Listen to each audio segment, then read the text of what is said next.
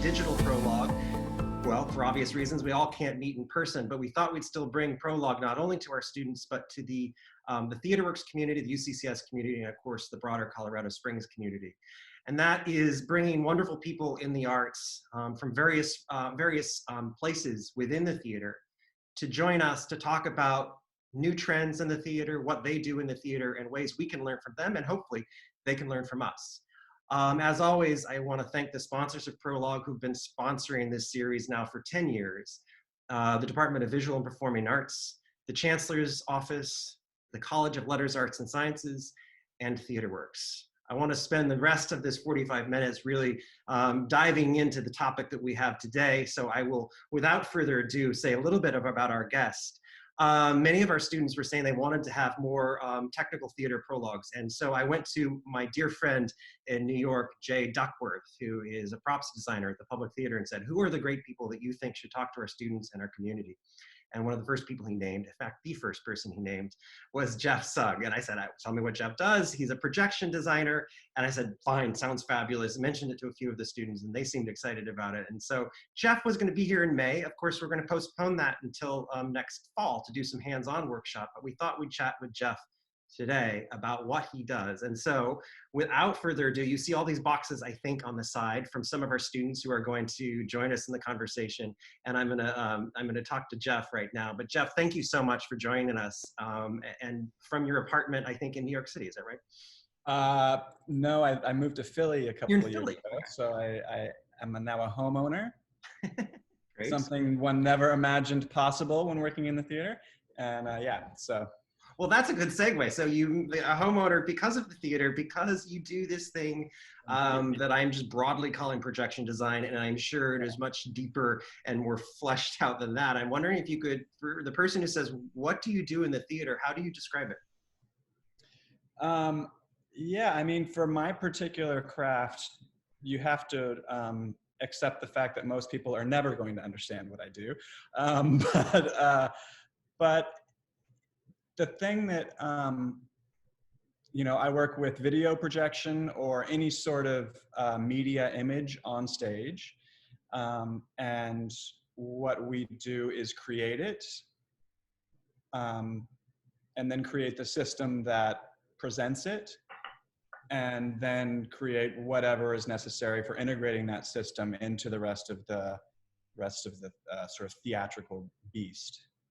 So how would that, I mean, again, and I'm kind of the perfect audience member because I don't know anything about this. Yeah. So it sounds like animation and digital elements, anything that's not technically alive, is that a way to put it? Yeah, I mean, if it's, you know, in an ideal world, what a lot of it is doing is morphing with lighting in a lot of ways, as far as the just sort of atmospheric things that we may or may not do.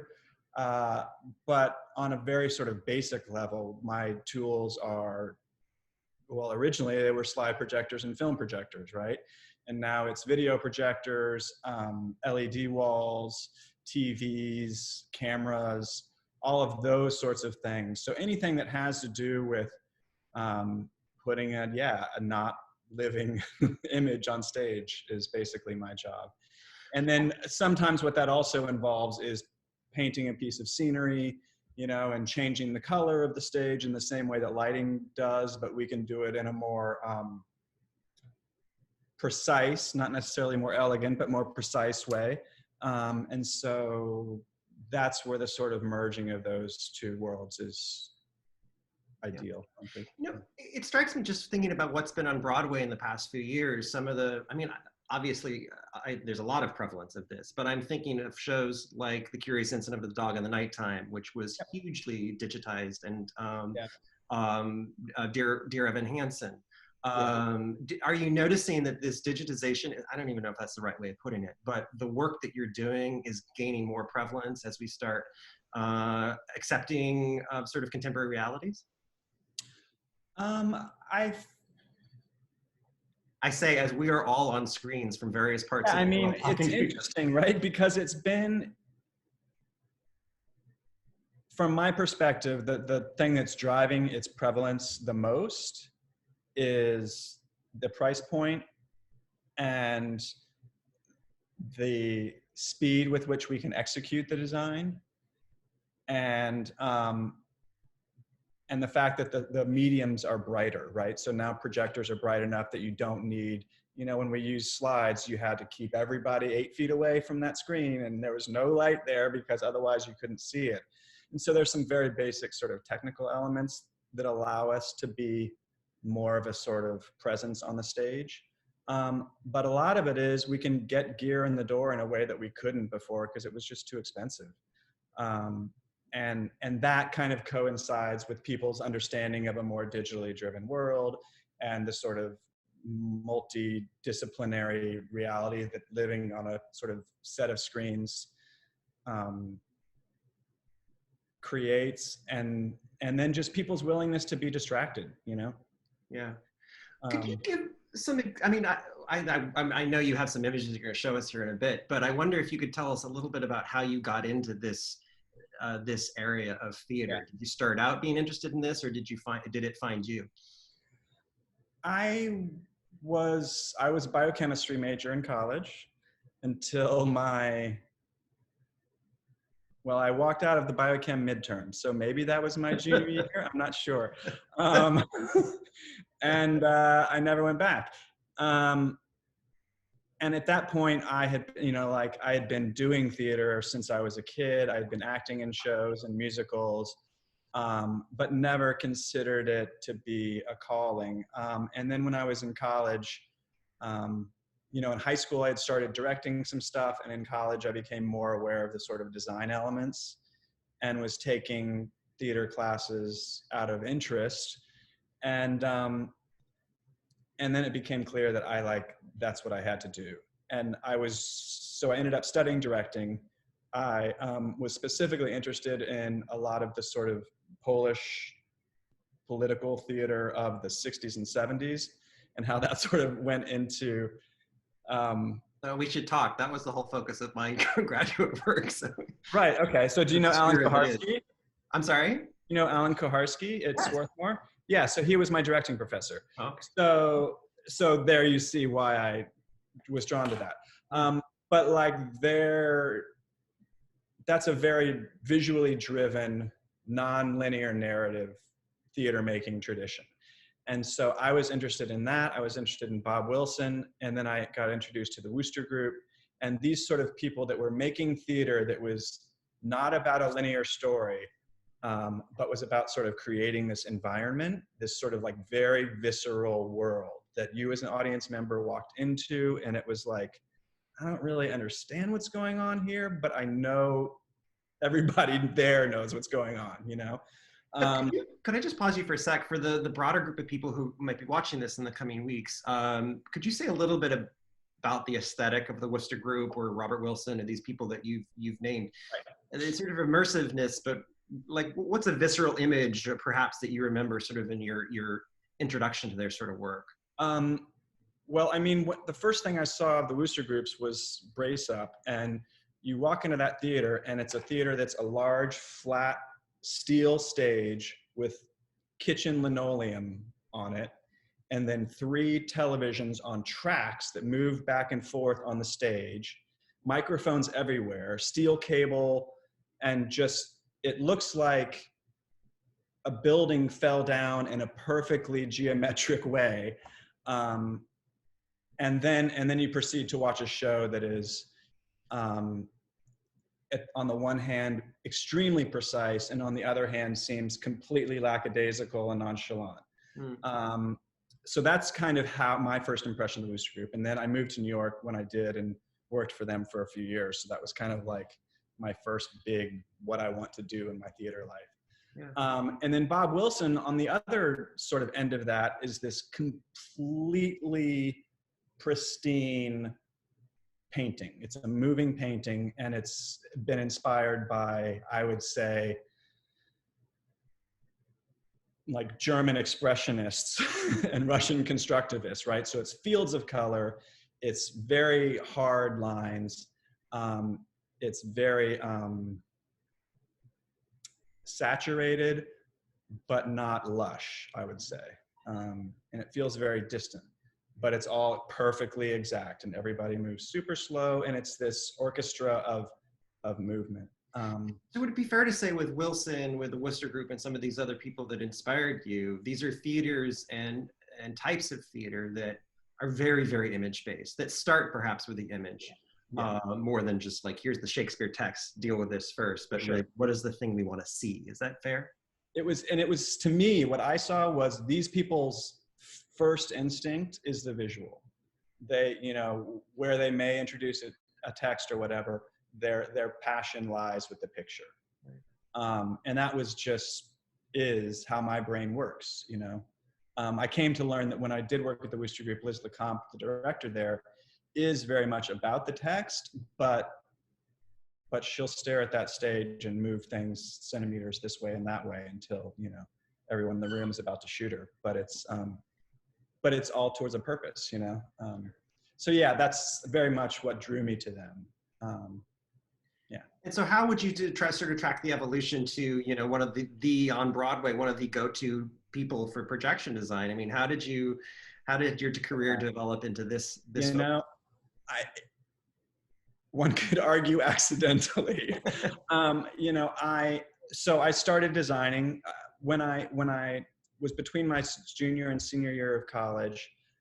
I went to San Francisco. There were a couple theater companies I wanted to work for out there. One was the San Francisco Mime Troupe, and one was a place called George Coates Performance Works that did completely immersive 3D projection shows. Everybody wore 3D glasses, and it was like 150 slide projectors back there doing 3D images all over the room. And so I went there in the summer before I graduated, and I sort of made myself invaluable or whatever. Let them know my face and know my work ethic, with the hopes that after I came back, after I graduated from school, that they would be willing to pay me. It was, you know, all through college, I was doing work study stuff with as a technician. So I learned scene shop skills and other electrician skills. And it was, once I got out of school, it was clear that technicians are always paid, no matter how big or small or whatever the show is. You know, there's an ungodly amount of theaters in New York City, downtown, where the actors aren't being paid at all, or they're being paid very little, and still they're going to pay the person who's hanging the lights. So I knew that would be a way that I could, you know, put food on the table and pay my rent. And so I did that, and then I would design any show I could get for $300 or $500 or nothing, and just kept designing and did a lot of lights, some sets, but a lot of lights, and then was working at theater companies during the day for work, and then working on my own stuff as a designer at night or whenever else. And that, you know, I did that for a long time, and worked with a woman named Cynthia Hopkins, who was a very sort of prevalent performance artist, who me and Jim Finley did a lot of work with her and made these shows that had a lot of video and very sort of intricate video. And those got me a little more visibility, I guess. And Moises Kaufman, who's a director and playwright, came and saw one of those shows, and we interviewed to talk about a new piece that he was making. And that was like 2005, maybe, something like that.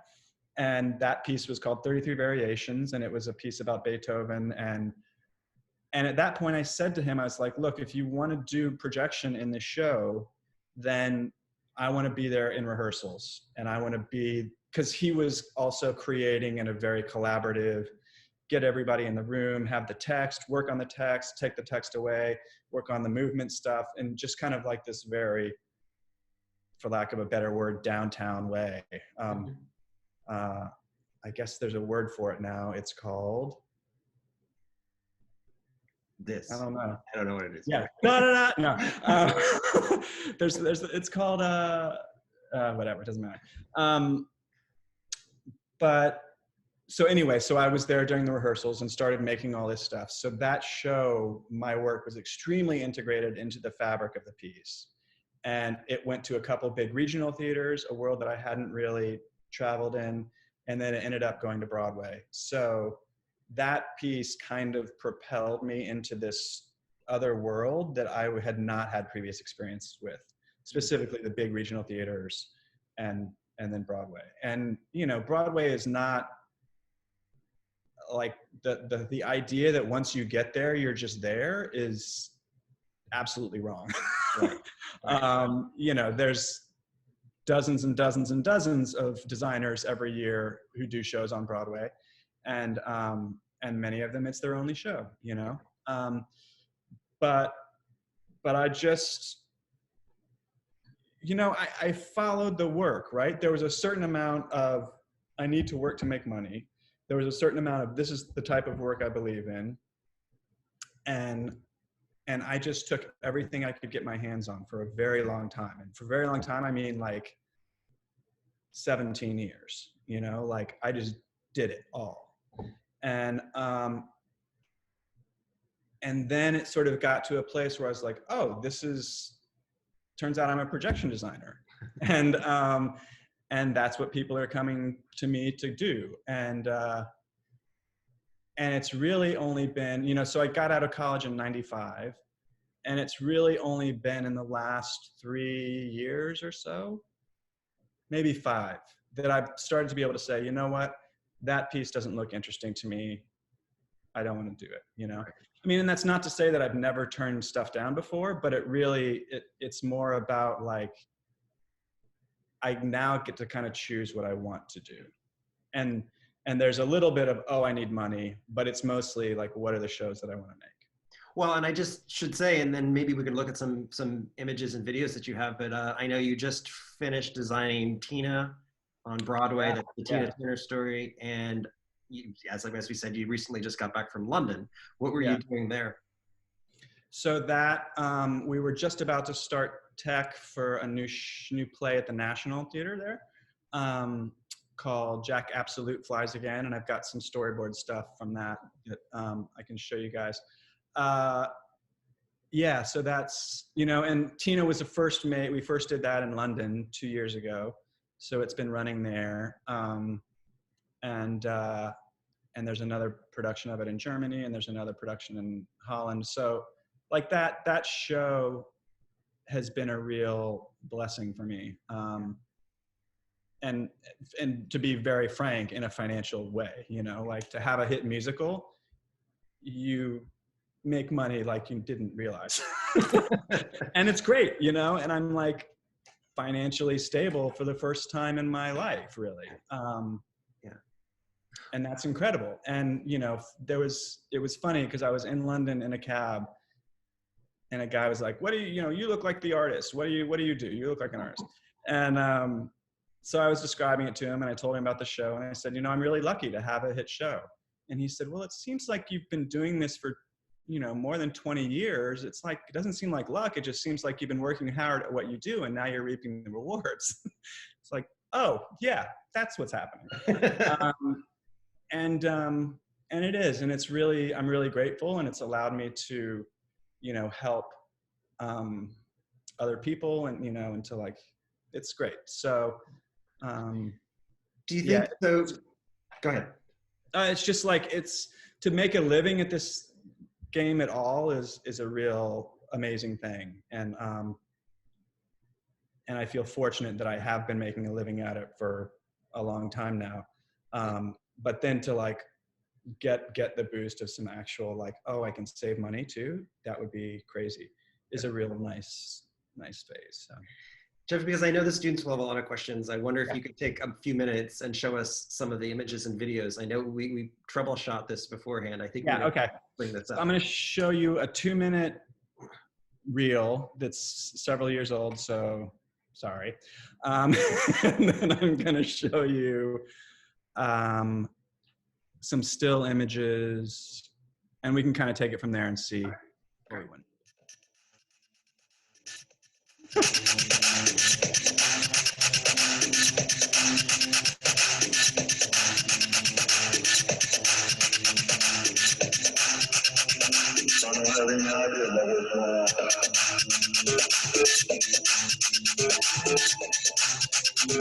All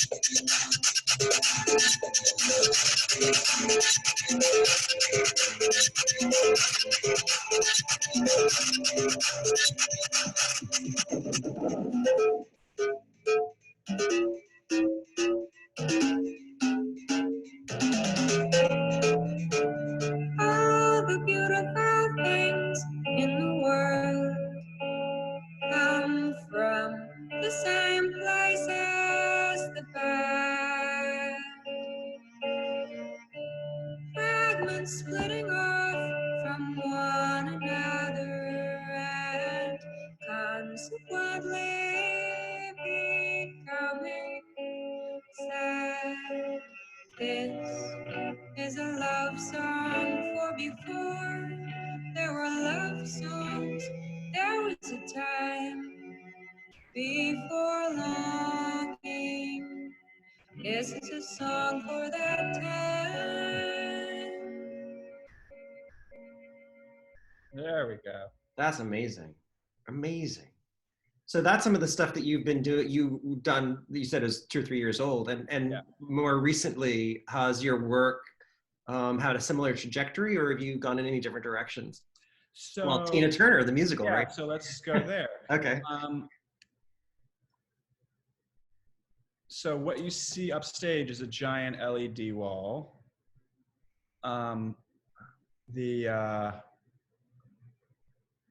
really wanted to let it go. So the tree is obviously a real object because she's standing on it, but everything else back there is LED. So it's not projection, it's, you know, like a Times Square LED wall. So that's something that's pretty new, like the last 7 years or so, that we've been able to get those into theaters at any decent resolution. Jeff, I just want to offer the opportunity, since we're all looking at this. If students, if you want to have questions about specific things, go ahead and jump in. Yeah, totally. We can be totally informal at this point now that we all know each other. So similar, this is upstage LED stuff. And in this, the no vacancy sign is actually a physical object that's flown in front of it.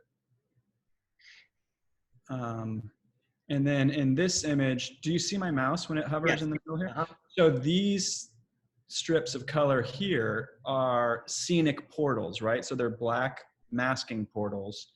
And these panels overhead can fly in and out to different heights. And then embedded inside of the edge is LED tape.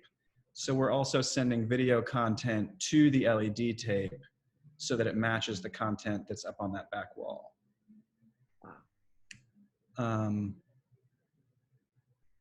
Similar there.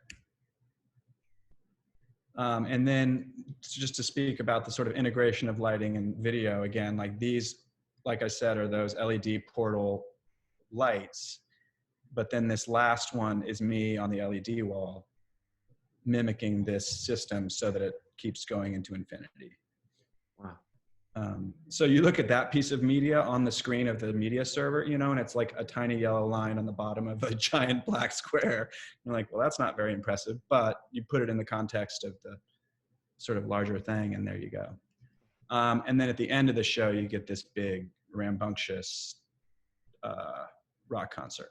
So looking at that, the rock concert, I mean, how much of that, I mean, what is in the realm of Jeff, and what's in the realm of the lighting designer? Or is it all blended at this point, I assume? It's pretty all blended, right? So I like the giant sort of vintage 1980s Tina letters are me, and everything else is pretty much lighting in the air.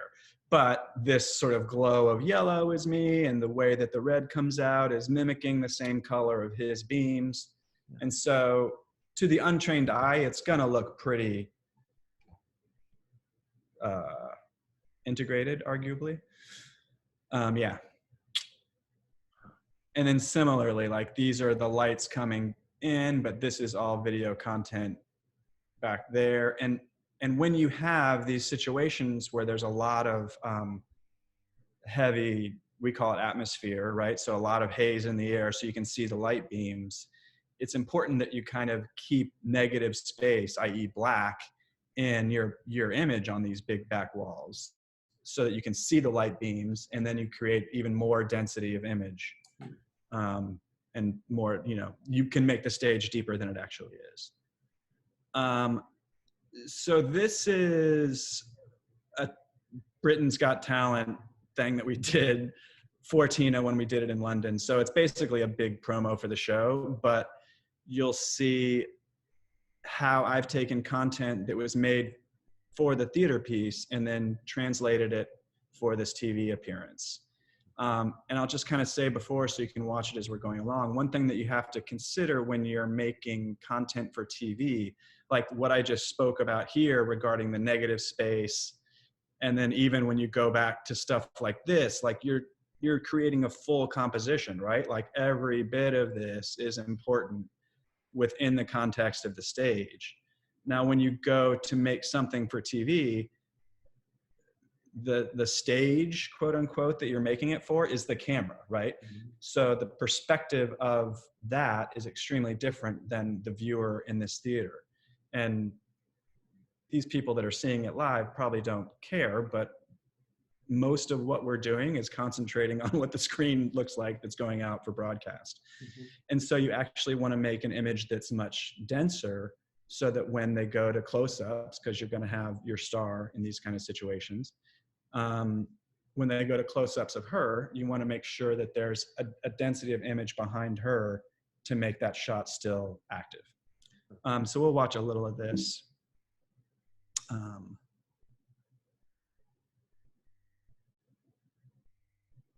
might have turned the volume off. Well, that's completely not interesting without sound. I would say it's pretty interesting. That's all right, fine. I mean, that's kind of amazing, actually. Huh.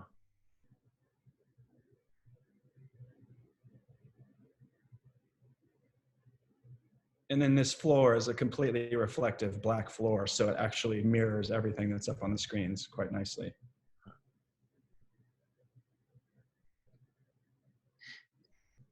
Now the back wall, you said that's the same thing. That's all one LED screen. The majority of it is, and then right there you can see on the sides there's two sort of portal edges, right? And those are slightly tilted, so it's kind of a forced perspective. But yeah, it's one big back wall, and then each side has two of those smaller panels. So we've edited it with that relationship in mind. And then we use certain After Effects templates for the nerds in the room that we create specifically for each of these scenic makeups, right? So we have output modules specifically designed for this array of LEDs that everything gets worked on as one piece and then output appropriately for the various smaller bits. So it's all created pixel accurate. This is clearly Proud Mary, so I already know what it sounds like. There you go, yeah. Rolling, rolling, rolling. Tell us a little bit about what you were working on at the National, and obviously it didn't finish. Right. But, so let's do that. Yeah, we're gonna keep going here. So I'm just gonna punch through a couple other things. Yeah, these are some things that I've made with Julie Wolfe, who's a composer for performance with orchestra. So this was a piece called Flower Power that was made. It's this LA Philharmonic. And it's about the 68 Summer of Love and all that kind of stuff. So this is raw footage that I made that we'll play one at a time. So I shot all of this stuff. And then this stuff is then all turned into the footage that you were seeing for the large screen in the symphony piece. So this is a handmade prism, a handmade kaleidoscope. So at the bottom of it is a TV screen that I've got content running, and then it feeds into a mirror contraption that I've made. This thing in the bottom left is light being shot through prisms that are then on a turntable. So it's all these, I really love these kind of lo-fi DIY, make it in my studio stuff. I mean, like this thing up here with the ink is like food coloring dropping into water in the bathroom at my hotel room in LA, you know? So you don't need a huge fancy studio to make this work. And then that's dish soap and food coloring, right? So these are all like some classic 60s fun stuff. So that's kind of a whirlwind tour through making content.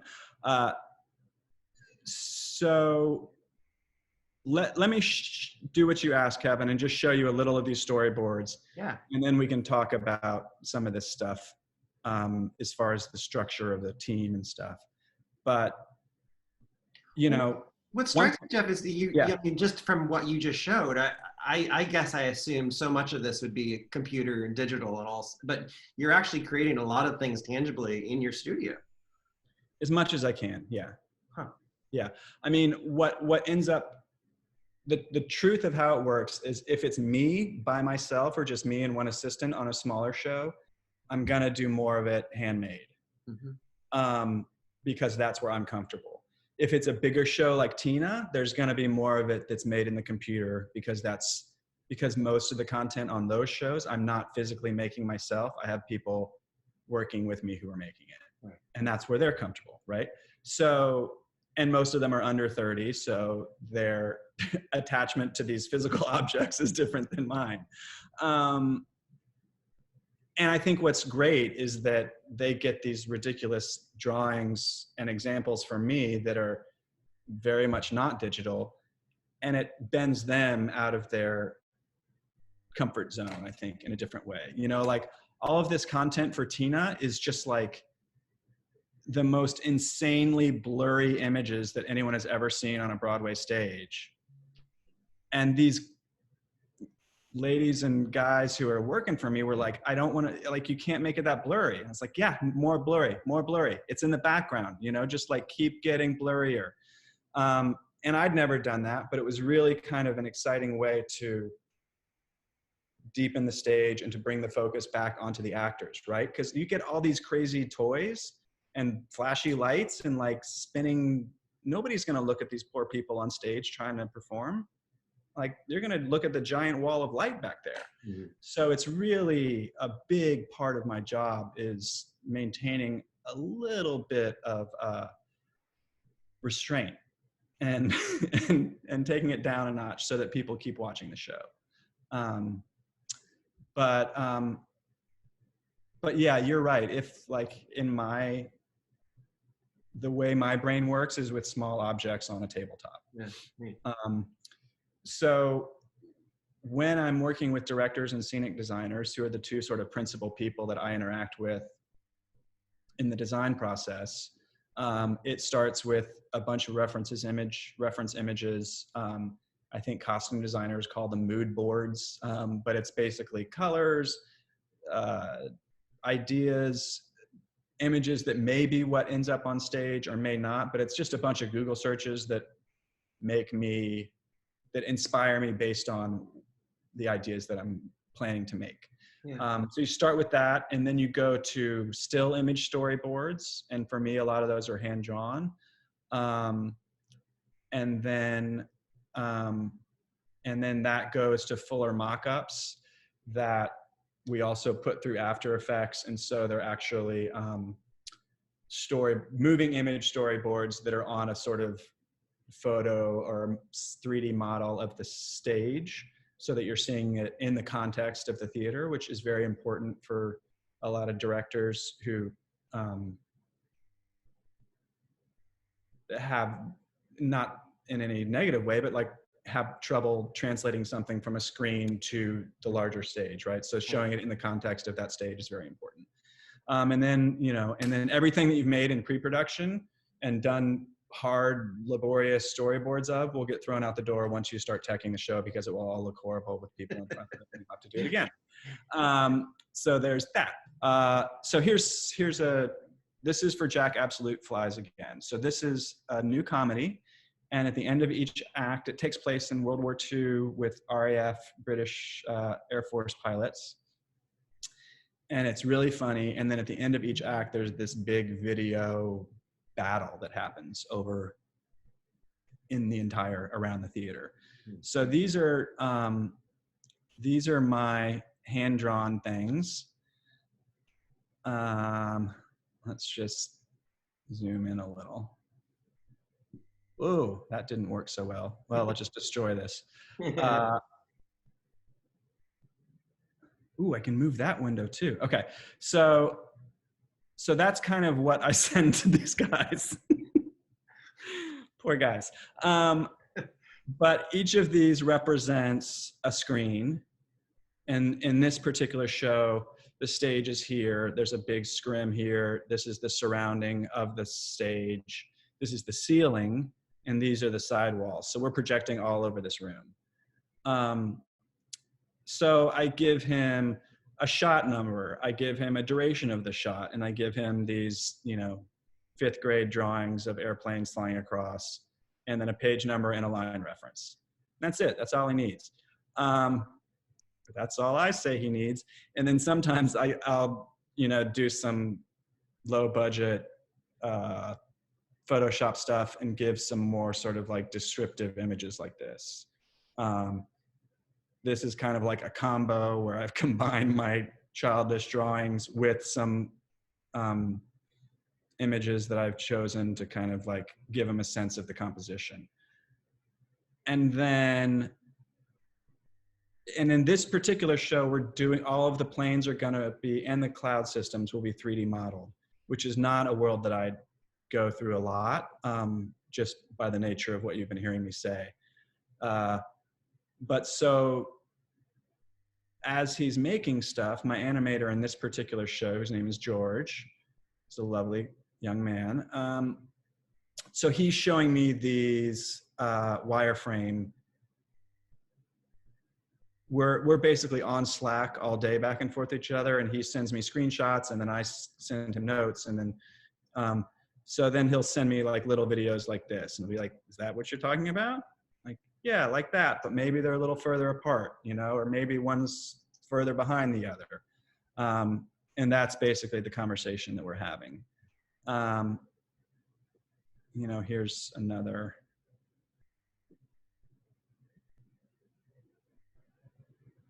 Talk about a digital world. Wow, this is like crazy that this is happening. Okay. Right, so those are cloud structures that he's made, and these guys are flying through it and all that stuff. And then the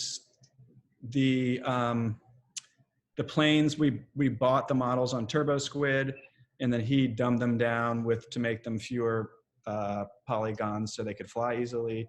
The cloud systems he's obviously making. And then the bullets and the tracers and all that stuff he's making too. So that's kind of where that goes. And then that has gotten to, dun, da, da, da. And I just wanted to reiterate for those watching, this is the show that you just came back from London working on, but it hasn't opened because the world has changed. But it will open presumably at some point. That's what they're telling us. So then this, you can see we've got a darkened version of the theater, so you can kind of like sit in the back row and see what's going on.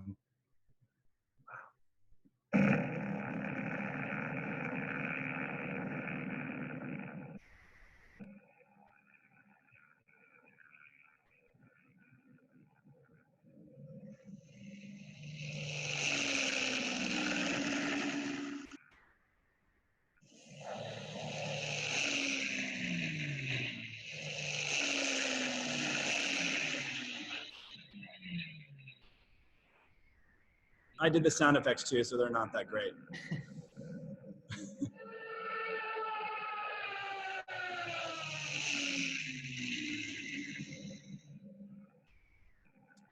So that's that thing, right? So that's a second version. There'll be another 12 of that before anyone outside of this room sees it. But that's kind of what we're up to. And then I'll just show you these real quick. So this is the theater during tech for Tina. Wow. Just to kind of give you a sense of how ridiculous our setup is.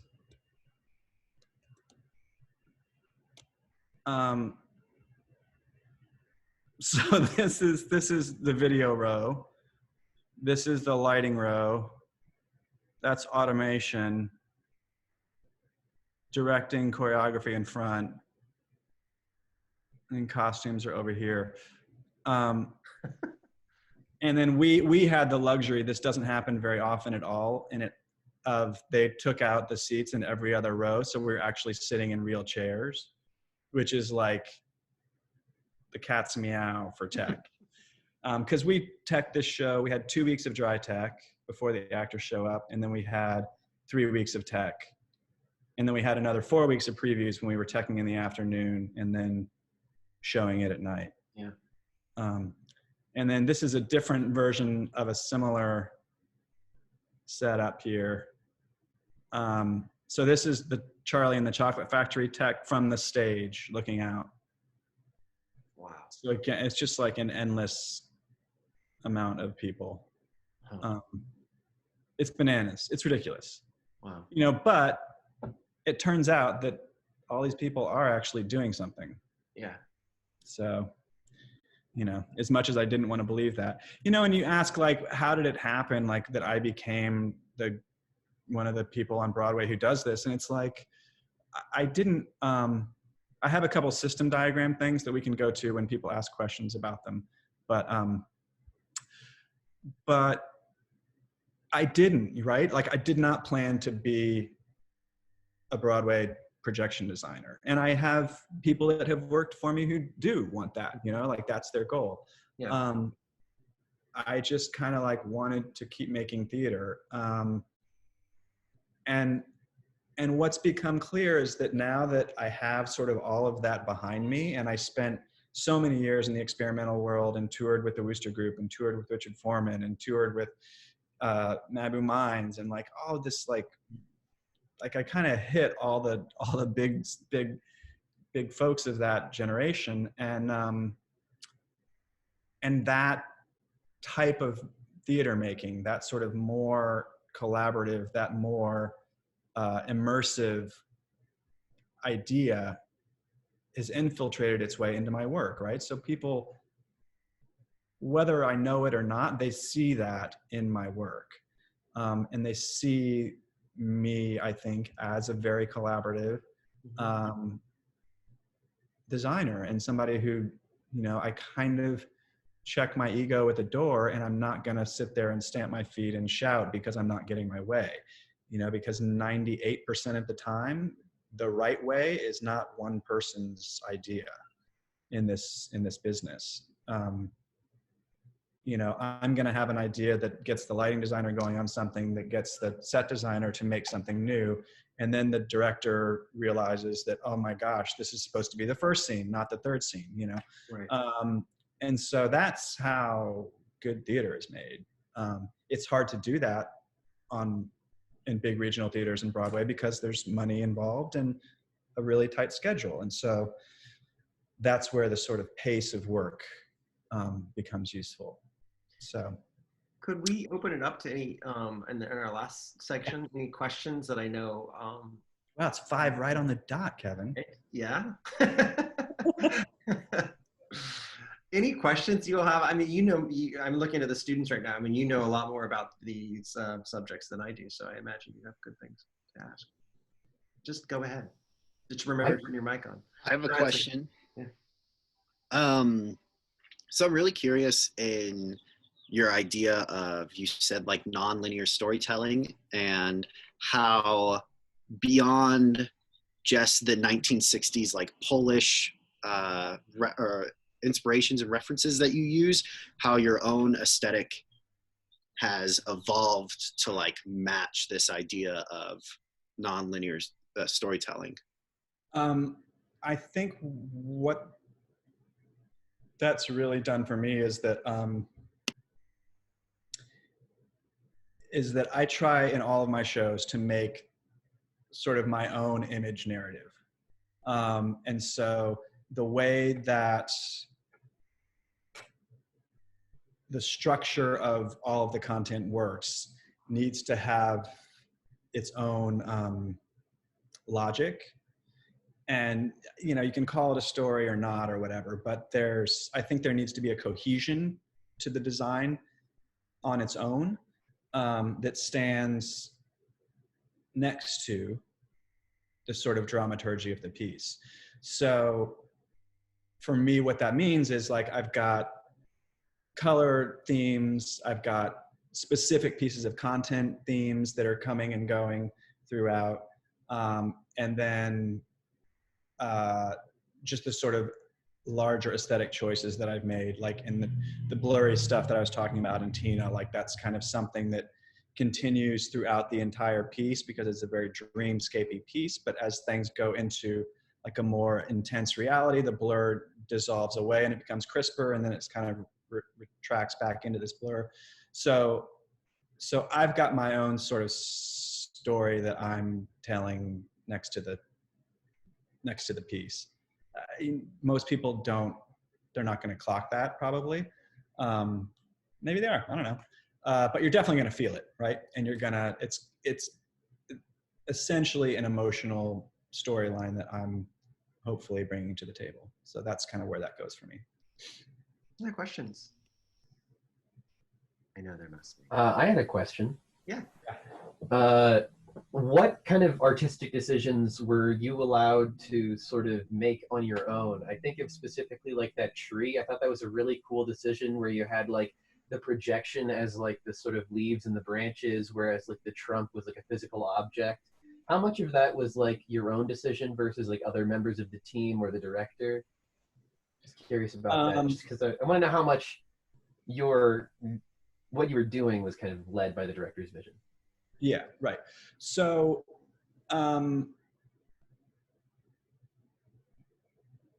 that I didn't tell the scenic designer to take the branches off the tree. We'll put it that way. But that image is mine, right? So, but what ended up happening was, as in the beginning of that show, those backgrounds were more realistic, right?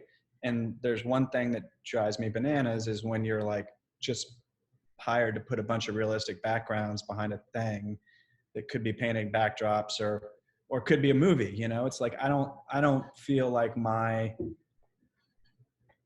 calling is to create an onstage movie. And that's not what I'm good at.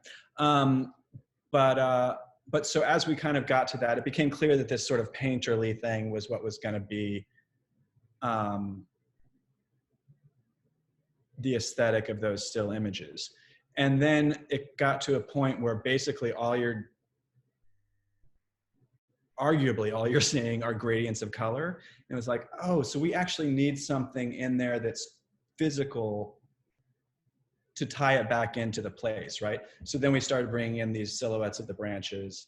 And then what we also did was we started doing these color separation things. So you have RGB color separation from lens diffraction to kind of tie it back into a photographic world. So those are the kind of elements that we saw. And with that one, it was like, oh, the tree, you got the branches, and then you can have a shadow on the ground too. And so that was the kind of beginning of it. And then we realized, oh, that kind of image structure is a thing that we can track through the show. And that particular thing is the very beginning of the show. It's basically like the second image that you see. And so as we sat in that scene for a day during tech, we sculpted it and then realized, oh, this is actually a language that's going to be useful. So we kind of found that here's the painterly backdrop, here's the sort of two-dimensional cutout, let it be leaves, let it be the front of a porch, let it be the overhang of a car portal later on in the show, that kind of place these abstract things in the world. So sounds like a lot of it kind of came from the process then. Yeah, dude, so much of it, so much. That's cool. So I have a question. So I feel like one thing that is kind of arguable with some people is that they think that the adding of digitalization or movies could drift away from the traditional form of theater, and that it might take away from some of the like realism or magic of it. So I guess my question is like a two-part question. One of the things is, have you received any pushback from people about that? And what are some of the ways that you personally try to hold on to the integrity of theater while moving it towards a more digitalized world? If that makes sense. It makes sense. Pushback. Yeah, the pushback almost exclusively happens in the world of the critics. I think everything that I've done that has, that's with an orchestra, they hate projection. You know, it's meaningless, it's unhelpful, it draws attention from the music, you know. These are some of my glorious reviews when working with orchestras. Forgettable. Put that on your Yelp. Yeah, it's greatest hits. So that said, I am very aware of the place of what I make in the context of the stage. You know,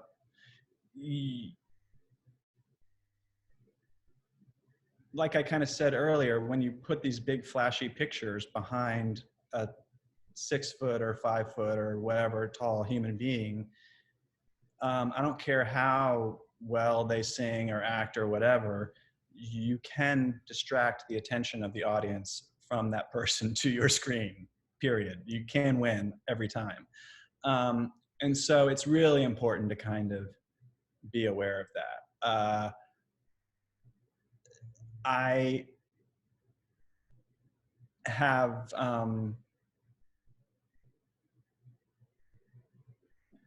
frequently directors or people ask for stuff and I'm like, yeah, no, that's not, we don't want to do that. Depending on my relationship to that creative team, I can say that directly to them and say, you know, I don't think it's important that we, like, a still image is going to do just fine here, or no video is just fine. Another way that I use to secretly get my way is I will make that content really poorly, and so they'll be like, get that out of there.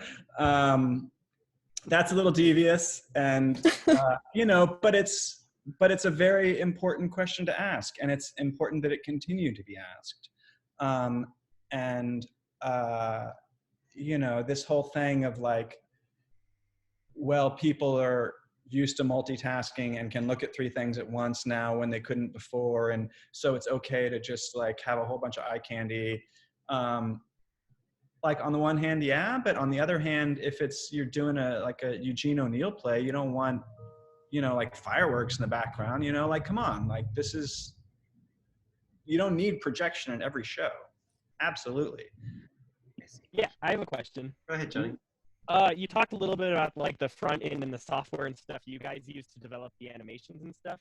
Yeah. But what about the integration side and how you guys get that working and talking to, I'm assuming people use like QLab and stuff like that. Is it mostly just video files that you guys slap in that they play, or like what software and tools are you guys using to fully integrate your animation and stuff? So the software of choice that we use as a media server at this point is D3, which is now called Disguise.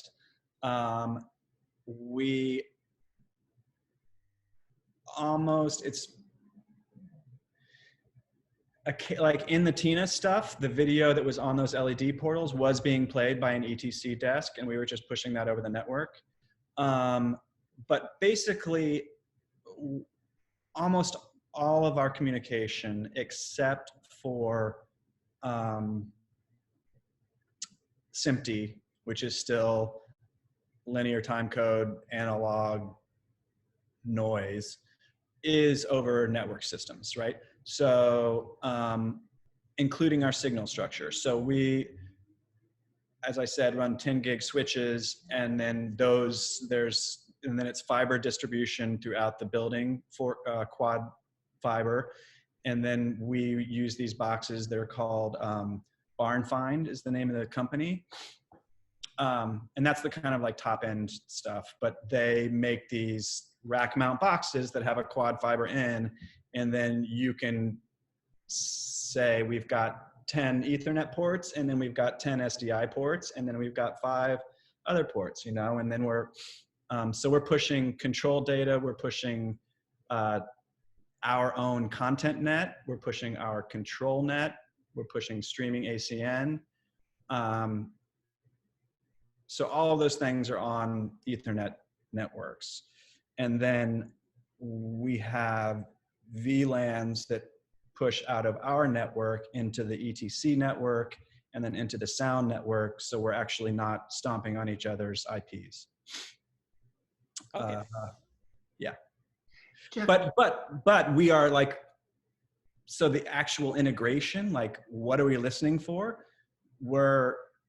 We can kind of, because the sound is basically using QLab, we can just listen for everybody's everything, you know? And in D3, when the scenery moves, we see it move and track in our model because we have that information. And so our projected image can stick to a piece of scenery because it knows where it is in 3D space. So everyone's just broadcasting a signal so everyone stays updated, kind of. Basically, yeah. And so you need to be mindful of what that is. You know, that bandwidth is huge. So that's why 10 gig switches were very welcome. So, Jeff, could you just tell us a little bit about, I mean, I think it's relevant. We're doing a lot of hopefully we're going to do a bunch of prologues in the next few weeks. And I just wanted to sort of say to students and to patrons out there, if you want to be in our virtual audience, let me know. We can, you know, do 5 or 6 people joining these talks per talk. You know, we're all sitting in our various homes, you know, thinking about, you know, what we want to do in the theater, the idea of liveness, of being with each other, of breathing the same air. I think it means so much to people in the theater. And in some ways, we're talking about something that is not antithetical to that. And I think one of the things I've learned in listening to you is it is about liveness. It is about being in the room together. It's not about looking at each other through computer screens. And I guess I just say, what are you most, when we're done with, you know, when we move out of this era of being alone in homes, what do you most look forward to getting back to in the theater? I love tech. You know, I used to be so scared of it in the early days. And I think that was a combination of things. It was one, I was just still intimidated by it. And 2, I was frequently ill-prepared. So I thought, you know, there was a time period when I thought real artists didn't walk into tech with stuff ready. They just made it up on the fly, you know? And that for me is, you know, my concept of a real artist has shifted over time, right? But that moment when we're all in the same room, we're looking at the same stage, and we're making decisions as a group is a phenomenal moment. And when you're in a room full of people who are all on board with it, you know, who are really willing to let someone else's idea win and really just putting the piece first, it's it's really magical. It is, you know, it's like alchemy at its most essential. Because there's no way that a good show was ever thought up by a single brain. And it's the willingness of everyone involved to put an idea out that's never going to see the light of day. And to have no shame about it or have no, you know, emotional attachment to it. So yeah, I'll be happy to get back in there. Yeah, great. Jeff, thank you so much. I really appreciate you being with us. And I'm excited to say that we're going to find a time for you to come back and visit us in Colorado, not virtually, but in reality. And thank you very, very much. And thank you all for watching. We'll do more prologues, as I said, in the coming weeks. And hopefully soon we'll be back together in a theater with each other.